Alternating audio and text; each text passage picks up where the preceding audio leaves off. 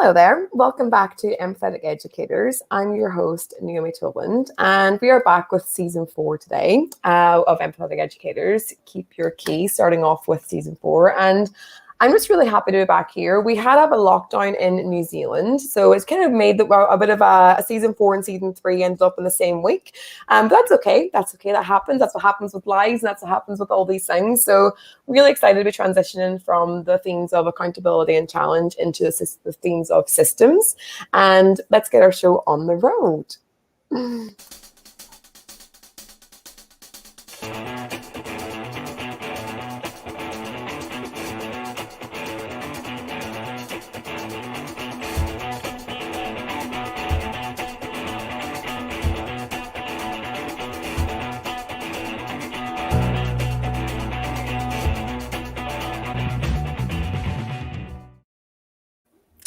So like I said, welcome on season 4, looking at the themes of systems. And I just wanted to do, before we introduce our amazing little guest coming on, Dr. Nina Hood, I'm just going to introduce the season 4 and what we're actually looking at from different perspectives as well. So of course we have our different elements. So we're back on for nerdy networking today. We have on Tuesdays, 21st century jobs. And we also have the podcast with Barbara Oakley that we're focusing on for this season. And if you haven't heard of Barbara Oakley, she's all about learning. So that's what her whole theme is. So her book is learning how to learn, and her course on online is learning how to learn as well. So, and the whole theme comes around global that unites. So we're uniting educators from all around the world through different themes.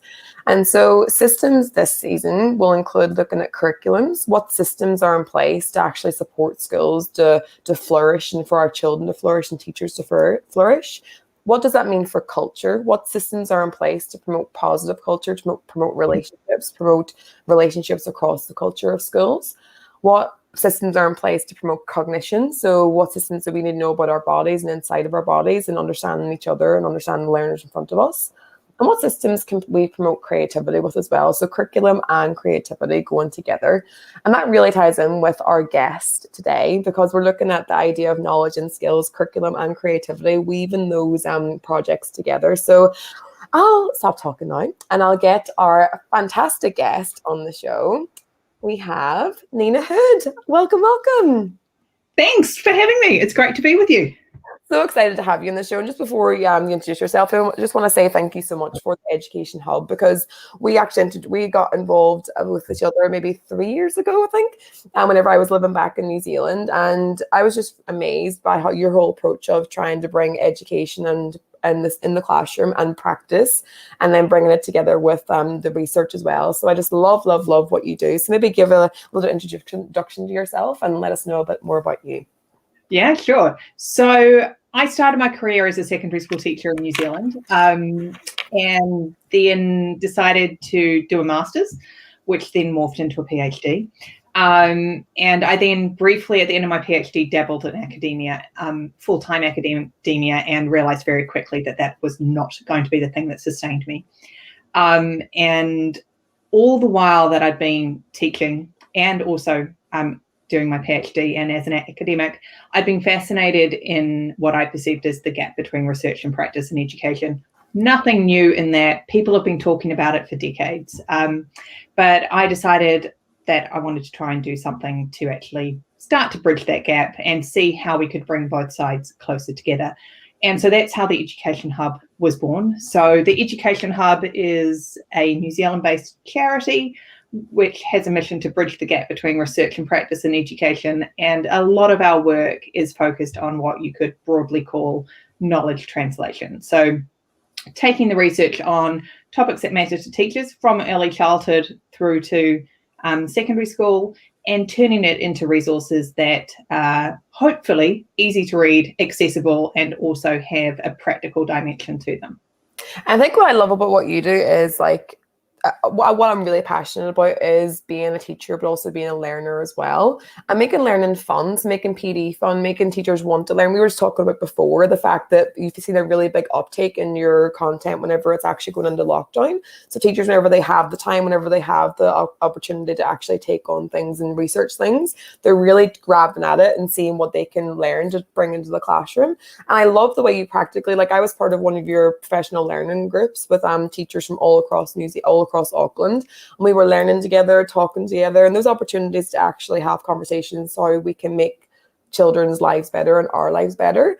That's what I really enjoy about what you bring to the table. So yeah, thanks for the opportunity. Oh, well, thank you. And honestly, I have so much admiration for teachers, and I just so much respect as well for the teachers who are continually learning, who are doing the professional development in their own time. It really consistently blows me away. And I think that's really cool. So we have a couple people online as well watching. So if you are coming on to get some professional development or some ideas or some insights from the show, we would love to hear your insights as well. So you can tweet out #empathetic_educators, or you can comment on the chat, and we can actually bring your comments and bring your views into the conversation as well. So we'd love to hear from you. And I think that kind of we would like to maybe as well get started with the conversation and get started with the insights of what you've brought. So I've kind of I've put a link into the bio into this conversation at the minute for a post that you posted about 3 weeks ago, I think 2 weeks ago, all about bridging the gap between knowledge and skills, and seeing about understanding where they both fit and how we can weave them together. And so I've taken some quotes from that, but if you are listening or you are watching, you can actually look at the link and see more into that yourself. But I love this quote. The very first one that I want to talk about is, trying to teach students skills such as critical analysis or synthesis is impossible if they do not first have a sound understanding of the content they are analyzing or synthesizing. So yeah, maybe give a bit of background as to why you said that and what your takeaways were from that too. Yeah. Yeah, so I mean, I guess a lot of what that particular post was drawing on was the research from what you could variously call the science of learning, cognitive science, cognitive neuroscience, and essentially what we know from what you could broadly call scientific studies into how we learn. And so to think about that quote, it's essentially thinking about the learning trajectory. And as teachers, as educators, we ultimately want to move our students through to a space where they are engaging in what you could call deep learning. They are engaging in those higher order thinking skills, like your problem solving, your critical thinking. However, I think one of the things that's really important to remember, and we don't necessarily always do a good job of this in education, is that if we want to get to those higher order thinking skills, we actually need to know something first. And it's actually impossible to think critically about something you don't know a huge amount about. It's impossible to problem solve about a topic you don't really know that much about. Even if you have a very sound understanding of sort of a methodology of how you might go about solving a problem, unless you have the content to fit in behind that, there's no way you're going to be able to actually do that particularly well.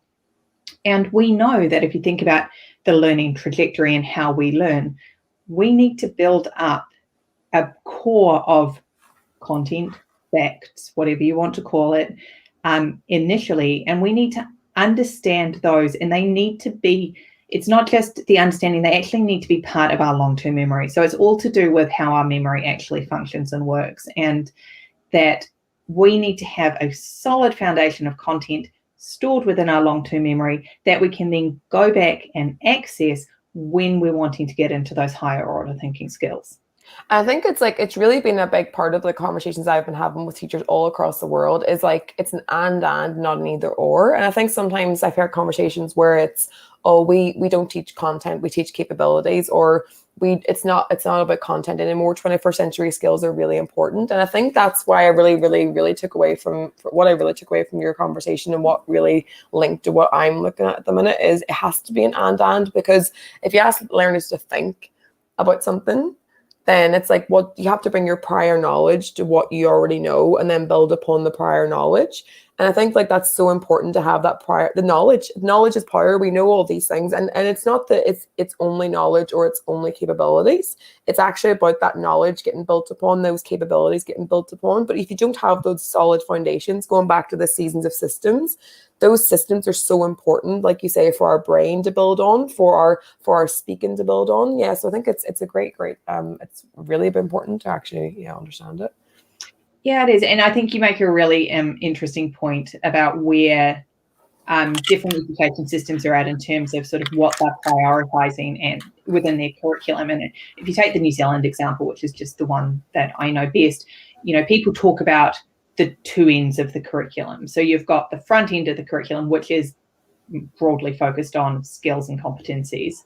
And then you've got the second half of the curriculum, which could vaguely be called talking about content, although there's not a lot of content in it, but it's vaguely talking about disciplinary areas, subject areas, learning areas. And it's the task of the educator to try and bring those two together. However, I think we've failed to actually, firstly, I think it's important to acknowledge that it's actually really hard to do that it's not necessarily an easy thing to say you've actually got to try and merge your capabilities and skills with your knowledge. That's quite a challenging thing to do, and we're not necessarily supporting teachers to do that. But what we often find is that we fall back on one side of the curriculum more than the other. And I think that's where it can become incredibly problematic. I think that's goes back to what we're talking about at the minute is how, exactly what, whenever the reason why we're so passionate about these elements is because we don't feel like we were actually in teacher training in college, taught about the brain and taught about those things. And I think it goes back to the systems element of, again, is how are we actually supporting teachers to understand capabilities? How are we understanding what knowledge does to the brain, what capabilities do to the brain? And I think not just saying, oh, we have to focus on 21st century skills and I put that in instead of knowledge. It's actually about taking the time and taking a step back and saying, okay, what does it look like for weaving them both together and having the conversation? Because I think what I've definitely enjoyed about back in New Zealand whenever I was in my school in Stonefields was we used to have chats about what it looks like, how could it look like, and then going back and reflecting in our classroom. But also you have to kind of, as a teacher, to be like, what do you need me to do? I am in the classroom now. What does it look like? And I think I would, like you say, I can completely empathize as a teacher at knowing that you need to know what it is, but also we know we have to kind of look into it deeper whenever we don't really know what it is yet, because it is a whole different rigmarole of what the curriculum actually looks like. So yeah, it's a big challenge to actually access it. It's a huge challenge.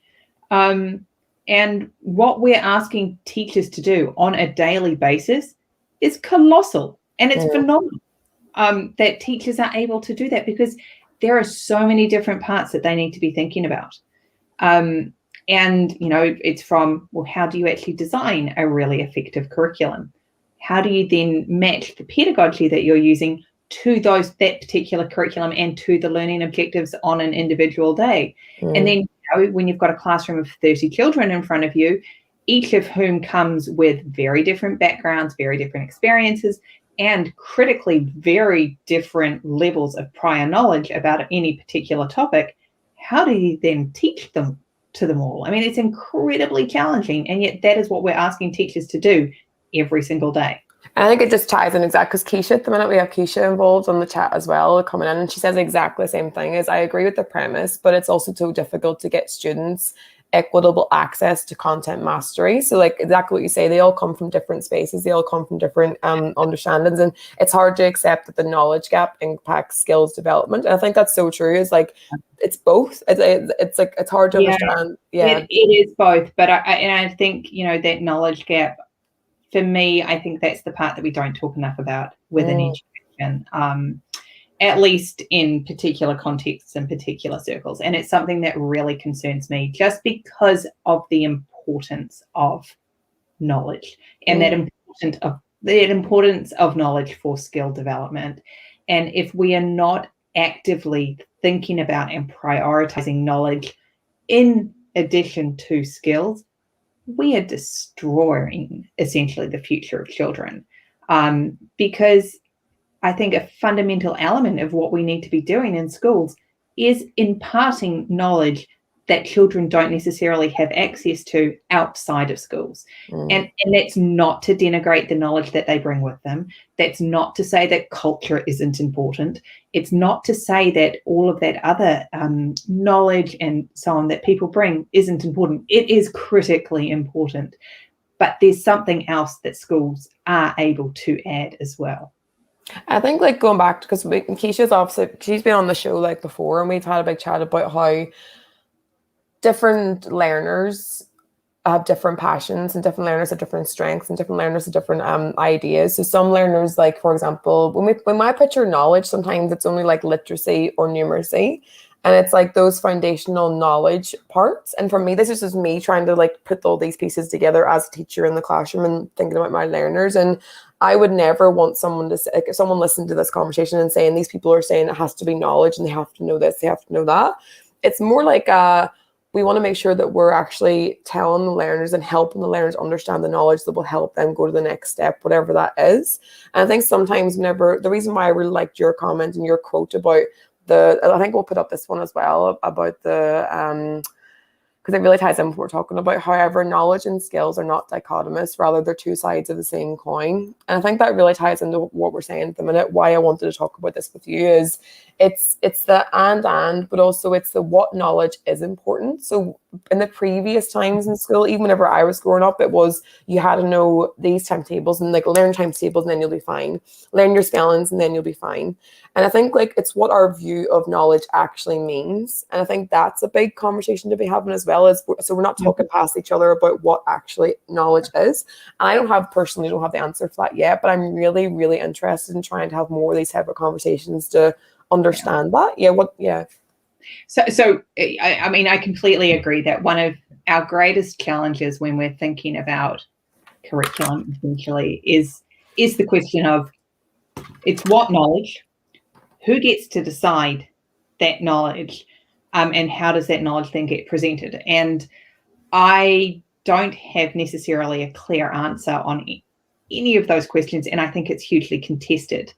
And I also think that there's going to probably need to be some degree of balance within an education system between what you could say is the core knowledge that you think absolutely everyone is entitled to versus the sort of flexibility to bring in other knowledge as well into it. And that's kind of high level thinking about, well, what is the knowledge that we actually want to be teaching? And that I don't believe that there's any easy answer to that. There are other people that would violently disagree with me and say that we absolutely know what knowledge we need to teach. It's fairly straightforward in how we do it. We just need to put that into action. I just want to pick up on one of your points around, and I know you kind of said it in a little bit of jest, but about times tables, because I totally get the point that you're making that we potentially had a slightly narrow view of content and knowledge previously. However, I would argue that times tables are so fundamentally important, and actually learning them and knowing them routinely so that you can just pull them out and you don't actually have to think about it. Absolutely critical if you want to advance in maths in any way, shape or form, right? And that's a really good example of the previous point I was making around sort of the importance of having that content knowledge really securely understood in order to be able to get to those higher level skills. Because if you don't have that, then you're never really going to be able to move forward in terms of maths. And you know what? I really have been thinking about this as well, because the more I think about this, the more I'm like, what are we actually?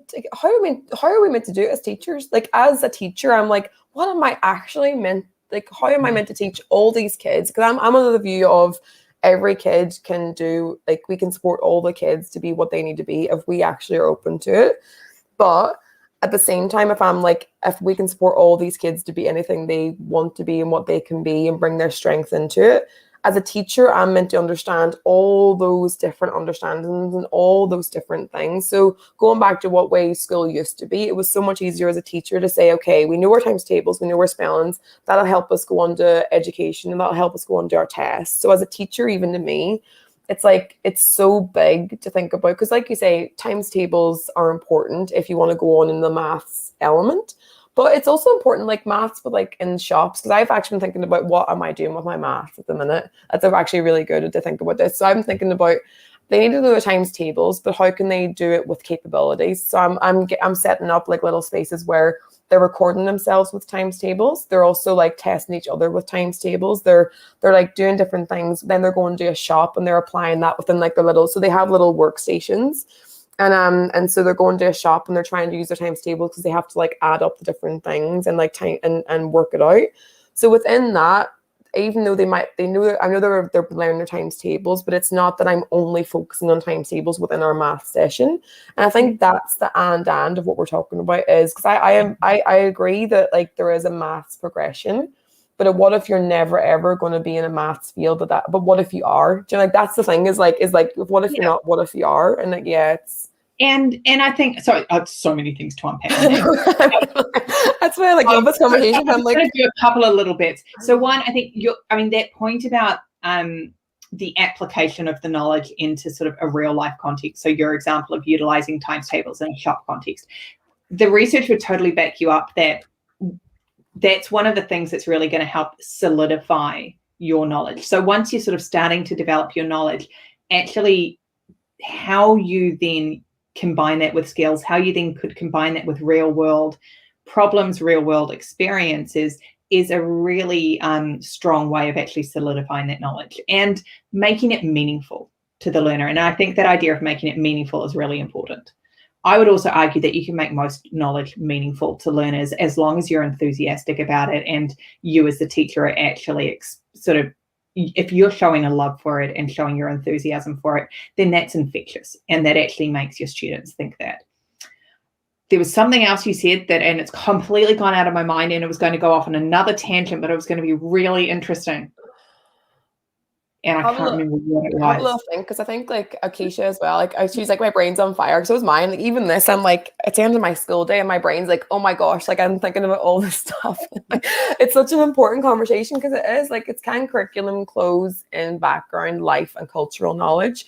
My brain's on fire. Some students will always have anchoring experiences than others. And I think like that's like, you know, like this, like I love having this type of interaction as well, because that's someone else's point of view of like, that's the reason why there probably is like a knowledge capabilities conversation, because the knowledge that we're talking about again is about maths and science and English, but then the knowledge that you have about life and the knowledge that you have about your culture, and especially like coming from New Zealand and actually being in Japan as well, and Keisha's coming in from the Hawaii perspective, is culture such a big part, I know, in New Zealand, about like trying to bring cultural conversations and that kind of thing into place as well.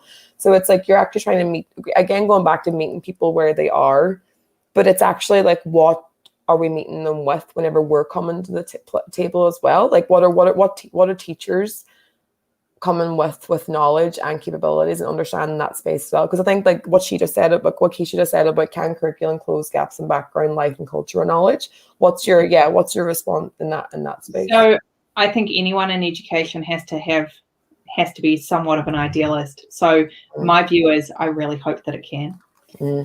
And so one of my issues with curriculum is that there are very few empirical studies around what makes a really good curriculum. I find, and it's only in the last couple of years that I've really started to delve into questions of curriculum. So I'm still taking baby steps, but my view is, can curriculum close gaps? I actually really do believe that it can.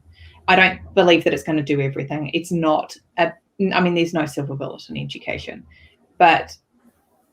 and we always know that, particularly coming from New Zealand, we know at the moment that socioeconomic status makes a massive, massive difference to student outcomes.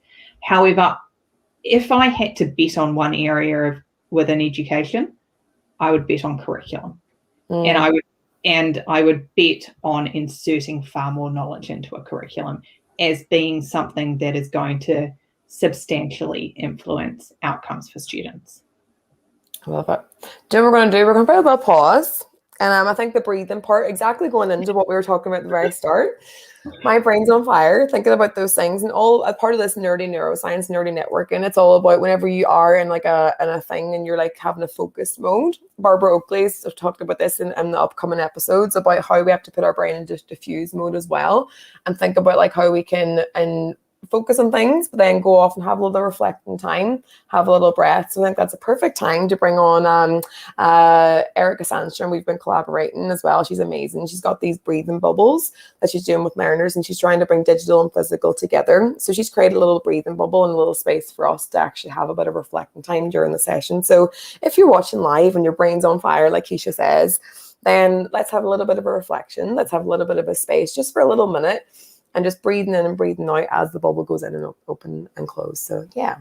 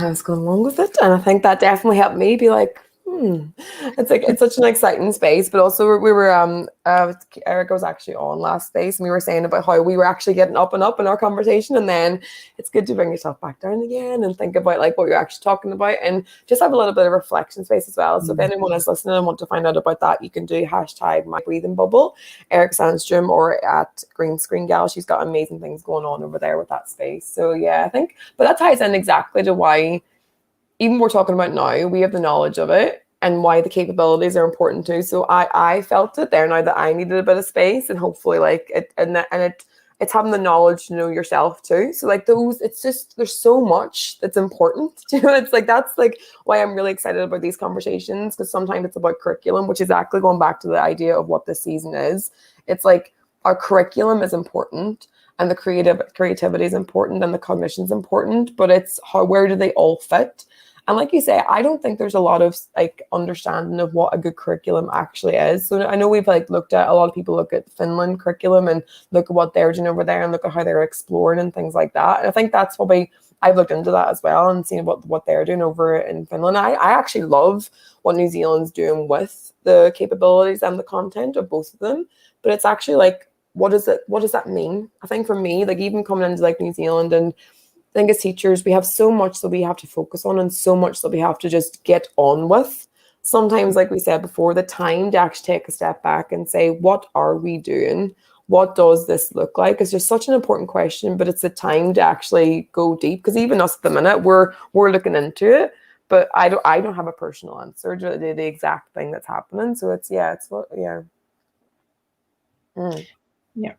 I would totally agree with that. And I think that question of the time to really reflect, and that's a massive challenge for teachers, because there isn't a lot of spare time. And I don't necessarily think there are always a huge number of opportunities to have, particularly, I think one of the things that I've noticed is I think sometimes teachers lack sort of a thought partner who can actually ask some difficult questions about what's going on and why they're doing things in particular ways, and to actually give teachers the time to stop and actually really start interrogating some of those big questions. And, you know, when you're engaged in day-to-day life, and it's in teaching, it's in any sphere, it's very hard to take a step back and to be able to have that space to be able to do that. Yeah, so I think like it's definitely a conversation I really want to keep having, because I think like we said, it's great to acknowledge that we know that that's a thing, but what does it actually look like is what we need as teachers. We need to understand that. So I think, like I said, I think as part of what my journey is at the minute, I've been working this year, hopefully with Nai Kalani in New Zealand, and that's why I want to actually work with those teachers in New Zealand to see like what are we inquiring into, what does capabilities and knowledge look like. So like I said, my solution at the minute in my class is putting little workshops in place where they are getting the times tables, but it's not a case of, oh, tell me what you got your score to be. What it used to be like is like kind of undermining the value of what the kid is and what the kid has. Like I think like that was why people think it shouldn't be that we're only focusing on knowledge, but actually how can we, if the learners are getting like 7 out of 10 the times tables at this minute in time, how can you work on that for yourself? And that's where you're at right now. What does it look like for you? So the workshops in my space at the minute of what I'm doing is we're all doing times tables, but what it looks like and how we access it is very different. So some people are working like tactically, some people are working physically, some people are doing rote learning where they actually want to just beat their time. And that's honoring where the kids are at. So that's my personal solution at this minute in time, bringing knowledge and capabilities together. But yeah, it's definitely a big, have you seen anything that you've noticed or what you think works in your space of what you're looking into, or are you still in the understanding space? I think I am still very much in the understanding space. And I mean, I also very much take the view in education, there's never one right answer. And I firmly believe in pluralism. And I believe that there are underpinning principles that should be consistent across all teaching and learning. But in terms of how that looks in an individual context, I think you've got to be open to that there are different ways of doing it, and that those different ways can be equally successful. Yeah, reaching the same goal. So we're reaching the goal of trying to get kids prepared and acknowledging their. Then I think that's what the other side of these weeks is. I'm interviewing people for different jobs, and it's trying to see what what are the skills we needed for their now and their future. So it's the kid. What's the skills we need to prepare the kids for their now? So what do they need right now, but also what do they need for their future? And it's acknowledging both those spaces. So I think it's a really big important part. So I think it's we'll keep having the chat, and we'll keep trying to put these spaces. But if anyone is obviously listening or looking to see how they do bring knowledge and capabilities, weaving them both together, we would love to hear from you and see what that looks like in your space as well. Because I know we have people from all across the world tuning in and having the conversation. So yeah, we'll definitely be putting these provocations out and seeing what it looks like in different spaces. And I think we'll look on to like the next little part now before we move on to the end. And I think the next part that you said about was interest. Increasingly, cognitive science also is emphasizing the importance of socio-emotional factors such as a sense of belonging and social connection for students' learning. That ties in exactly to what Keisha was saying about understanding culture of their culture and understanding that space. What does that mean for you? Like your quote at the minute that you just wrote that, yeah. So there's pretty good research on the fact, and actually pretty much anyone intuitively knows this, that if you are not, if for whatever reason something's not quite going right in your life, so if you're stressed, if you've just had a fight with, your friend, your mum, whoever else, if you didn't get a good night's sleep the night before, if you're hungry, if you're in some sort of state where you're not feeling your best, something's going on, we know that your learning is not going to be optimal. And I think when we think about it in a school context, so there's those kind of what I'd call the kind of day-to-day differences. So, the night before you didn't, for whatever reason, you got a really poor night's sleep, so you come to school really tired the next day and you're not going to be on your best form for learning.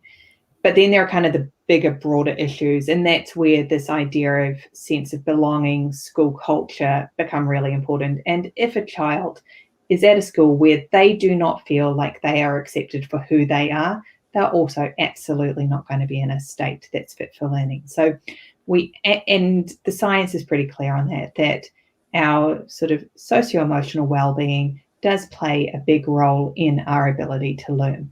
And so it's absolutely critical that teachers and schools are both aware of that and are actively working to try and support students and to create environments where students do feel safe, where they do feel like they belong, where they feel like they can be themselves. And you're absolutely right that there is definitely a cultural element to that, and a recognition of the different cultures that people bring into a school setting and being really accepting of that. I think the one caveat I would put around that is I think sometimes we can go too far down that road and actually forget that we also need to focus on the kind of what I'd call the academic learning as well. And I've seen that play out in a couple of situations where, and I'm not saying that well-being is not important, it's absolutely fundamental, but I also see you get examples of schools that say, oh, well, we're just going to focus on well-being. And I was like, yeah, but you're also doing a disservice to your students if that's all you're doing. And whilst it's absolutely critical you do that, it's really, really important that you think about the sort of academic learning side as well. And look, here's another example where you've got to kind of bring two different elements together, right? And there's not necessarily a recipe or a formula that you can follow for that. It's about and also individual circumstances in different contexts are going to throw up a whole range of different issues and challenges that you've got to negotiate as well. So it is a tricky space.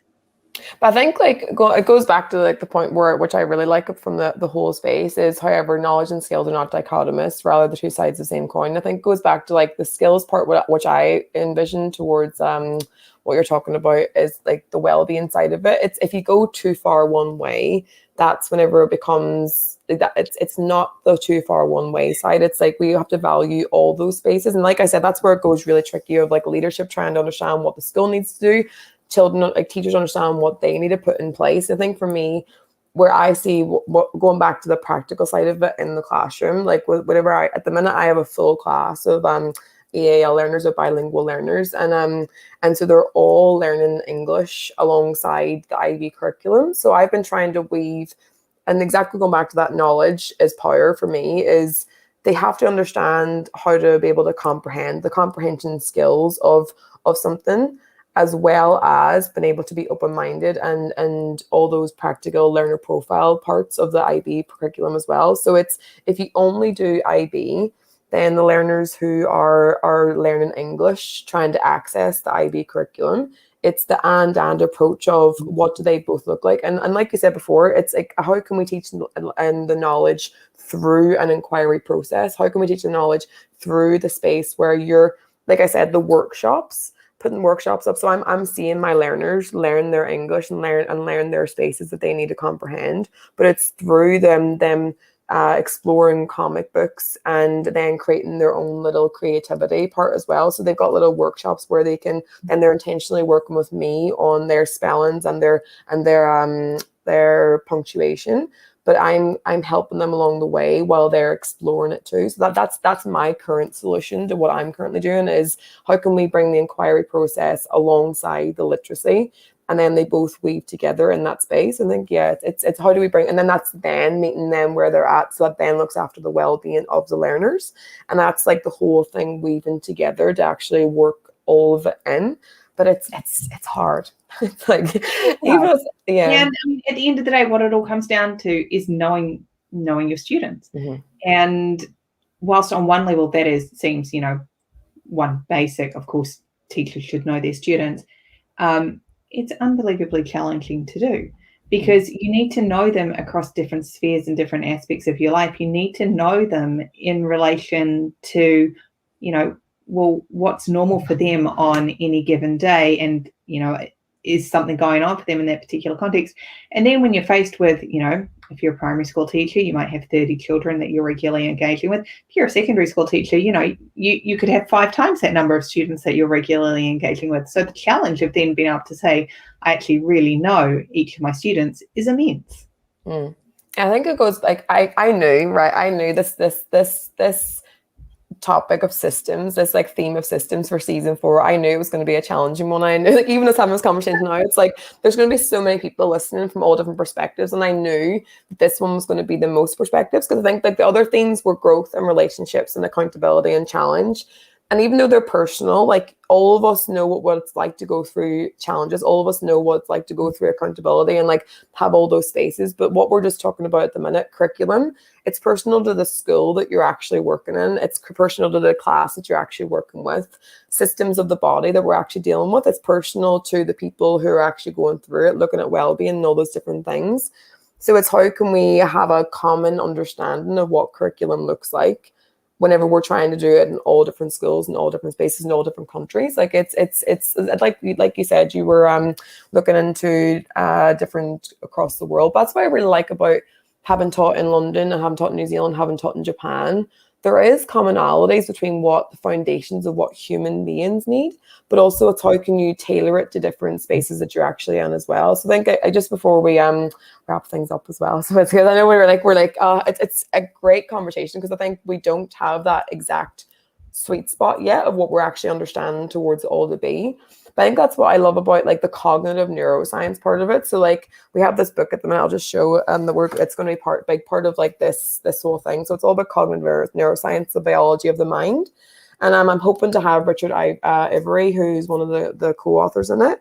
But it's really helping me understand the systems of our bodies. And then hopefully the more we can understand the people that were in front of us and the understanding the brain, understanding those type of spaces, then we can actually start tailoring to the people actually in front of us. And I think like this quote from this space is all about emotional styles and understand what the different parts of the brain bring to that. So like it's all about, he says about this Richard Davidson, who's really famous about well-being and that kind of thing. He talks about resilience and social intuition.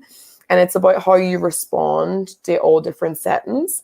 And I think it really ties into this conversation at the minute, because everyone's going to have a different response to our conversation. Do you know, like, I think that's a big part of like us having at the minute. My brain's respond to what we're saying.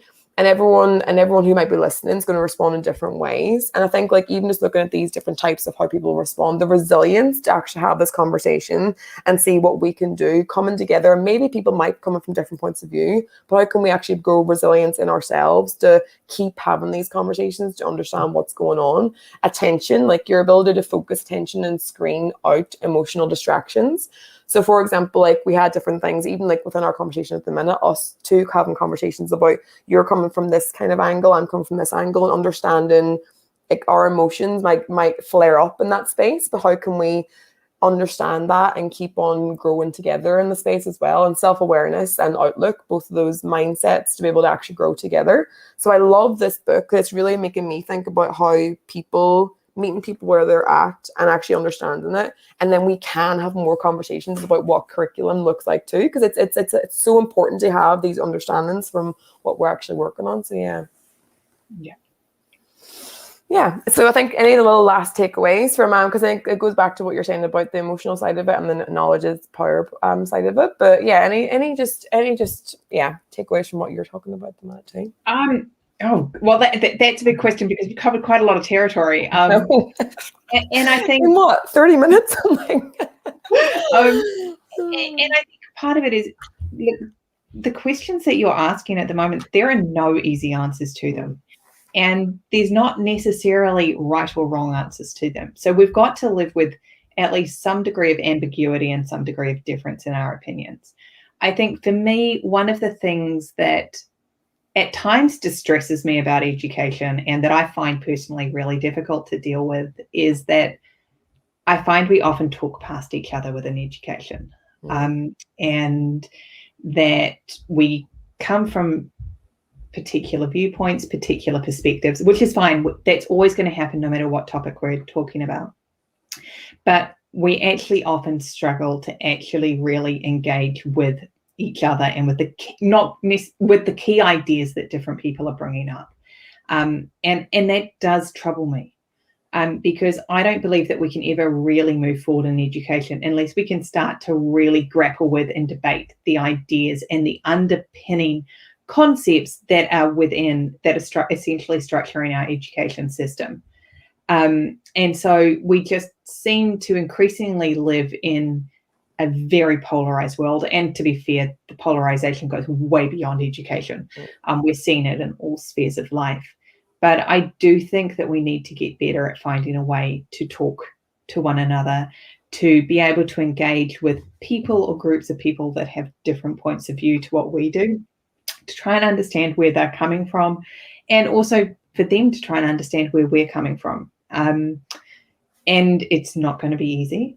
And I know in the New Zealand context, we've got lots going on in the education policy space at the moment, particularly around curriculum, which it's going to be fascinating to see how that all unfolds and where we end up with that. But I really hope that we take it as an opportunity to actually really engage in a national conversation about some of these issues, because I believe that they're fundamentally important, not just to education, but to, society as a whole. Just how we do that is another question. I think what you just described there now is exactly why I'm passionate about empathy. Like, our choices have an impact. Like, that literally is the foundations of all this space, is empathy for where people are coming from, and just understanding that people are trying their best to be there. And like, we're going to have these natural reactions and we're going to have these natural responses because we feel so passionate. That's almost like the good side of it, is people really want the best for what they're actually doing and what this is happening. So it's how can we just keep having these types of conversations and using the breathing bubble, having a little breath if we need to, and just having these little spaces where we can keep coming back to the conversation. But Nina, it's been literally my brain's like buzzing off this. I have to go now and get home. Like Keisha said, my brain's on fire, because yeah, I totally agree. How can we keep having these conversations, but coming at it from a understanding people's point of view, and then trying to see where they come together, like we said before, the knowledge and the capabilities coming together and weaving and seeing what it looks like. How can we come together and see where we all fit in this space, and trying to see where all the learners fit, and all weaving it together too. So I think that's, yeah, it's been great to have you on the show today, and I'm really grateful that you're I knew that you were going to be starting off season 4 and this idea of systems. I knew it was going to be one of those not challenging, but like, no, it is challenging. It's challenging our own personal beliefs and challenging our own systems and challenging our own space where we're at. But as long as we can have these type of conversations and see where we can go to, then that's great to have those spaces. So so I think it kind of ties in actually, because Keisha's one of the people who are commenting, which I'm really excited about. She's on next week, and she's coming up, so she's on next week. Dates to be decided.